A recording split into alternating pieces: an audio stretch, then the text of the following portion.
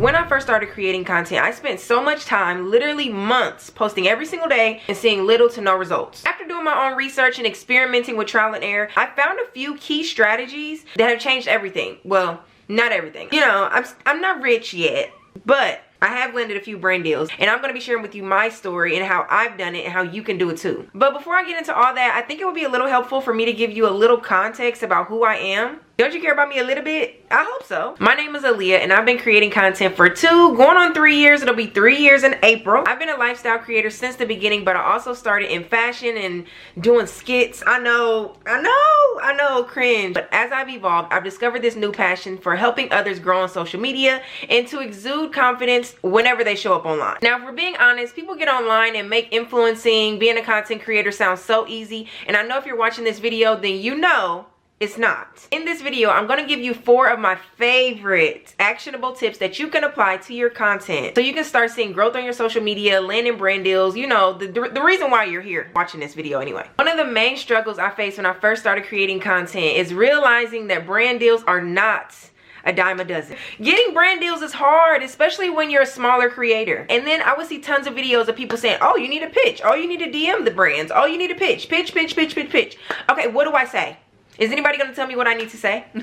What do I say to a brand? How do I get a brand to even look at my content? Like, everybody was saying a bunch of nothing. The first tip is you need to create a pitch email. And I'm going to tell you what it consists of. You need an introduction. You need to tell people who you are, what type of content that you make. Express to them why your collaboration together will be a good fit. Then you need to tell them about your past experience. If you have any prior collaborations, you know, give them a quick little 1-2. Show them your past work. Show them the work that you've done already so they have an idea of what they can expect. In my ebook, I actually have templates that have been successful and proven to work because I landed a long-term partnership using my templates. I landed a long-term partnership with EHP Labs. I also have email templates that have worked for me that are in my ebook. So make sure you check it out. It's going to be in the description. Tip number 2, you need to evaluate the style of content you're making versus the style of content the brand is making. Sometimes things just don't align. The key word here is alignment. This means if you're wanting to work with a specific brand, you need to look at the style of content that they're making to see if you can kind of mimic the content they're already making.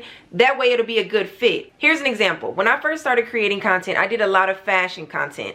That attracted a lot of fashion brands. So I ended up landing a partnership with Adidas because when you create content that aligns with the brand, you're more likely to attract more brands like that. You might not attract that specific brand you want to work with, but you attract the similar type. That's one example.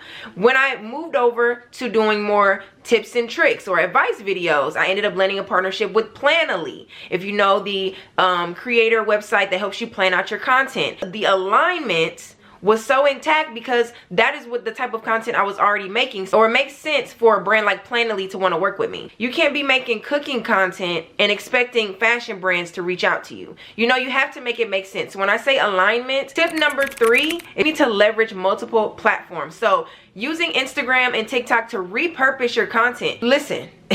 If one piece of content does well on one platform, post it to another platform and another platform and another platform. Repurposing your content will give you more visibility than you've even imagined. Audiences are not the same on every platform. So if one piece of content does well somewhere, it's likely to do well somewhere else too. Sometimes people get in their head like, oh my God, I posted this on TikTok already. They do not want to see it on Instagram. Post it anyway.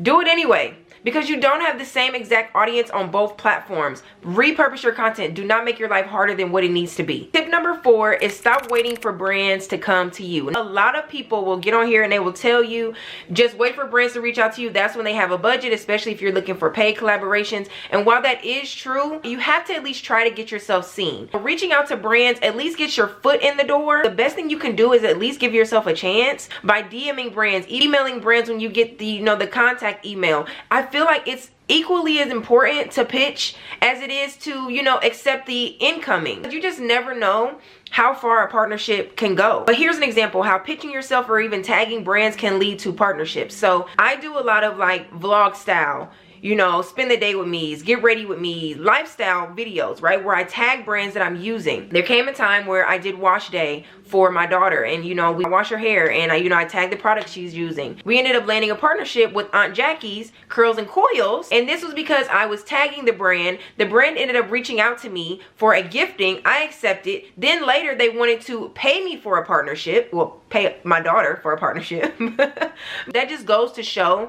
that you shouldn't just sit around and wait for brands to email you. You can take initiative. You won't always get an email back. You won't always get a brand to want to give you anything. You won't always get a brand to want to pay you right away, but it does give you at least a step up from them not even knowing who you are. So give yourself a chance. Don't wait for brands to come to you. Pitch to them too. Now in my ebook, I go way more into detail about how to pitch to brands, using those templates and tools to help you land your first brand deal if you're just starting, or some added value for any of you seasoned creators. Now if you're feeling stuck or unsure on how to get brands to notice you, I truly understand. Like, I've been there. When it comes to content creation, it's really about putting your hours in, trial and error, zoning in on a plan and sticking to it, and you will start to see growth. If you found this video to be helpful, please give this video a thumbs up. It really helps my algorithm. And last but not least, make sure you check out my ebook. I have it linked in the description. I'd love to hear your thoughts, and I will see y'all in the next one.